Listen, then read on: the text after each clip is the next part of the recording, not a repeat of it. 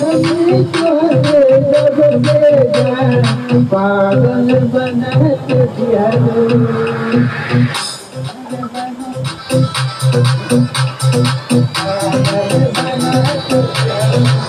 पहिला नजर में तू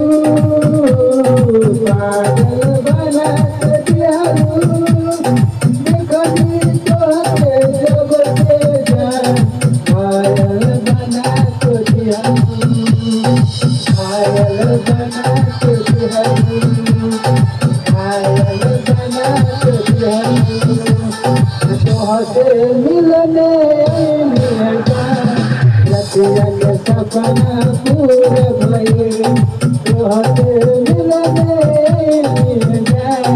रतिया के सपना पूरा भइल तोहरा प्यार में पागल तोहरा प्यार में पागल दिल दीवाना हो गई तू हंस के बोल जा दिला के दर्द बढ़ गई तू हंस के बोल जा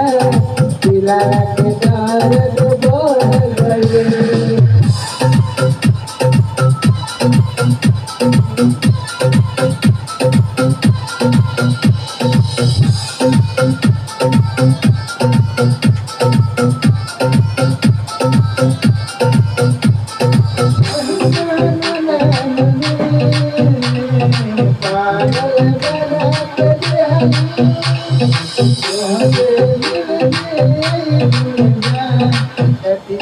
सपना पूरा भइल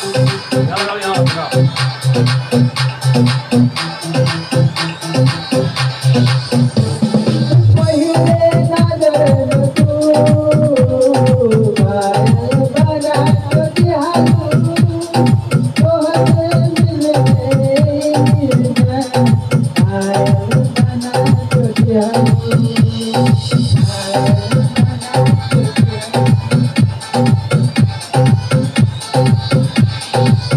तोहसे मिलने मिलता रतिया के सपना पूरा भइल तोहसे मिलने मिलता रतिया के सपना पूरा भइल तोहरा प्यार में पागल तोहरा प्यार में पागल दिल दीवाना हो गई तू हंस के बोल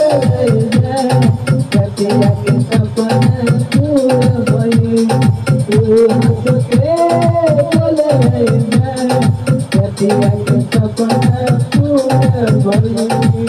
WhatsApp number